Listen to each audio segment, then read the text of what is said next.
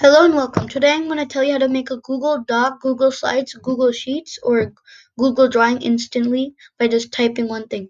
You probably know the normal way. You just go to docs.google.com or the website for slides, sheets, or drawings, and then you click on blank to make a new doc. But what if I told you you can make any of these by searching up one thing? This will work in any browser. You just type doc.new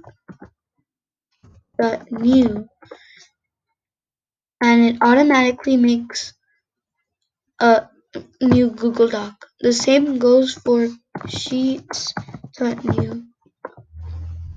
Automatically makes a sheet. Slides.new works too. But for drawings, you just type drawings.google.com because there's no real website for Google Drawings. See, it makes one by itself. So that's how to make one of those Google products by just typing in one thing. I hope you found this trick useful, and bye bye.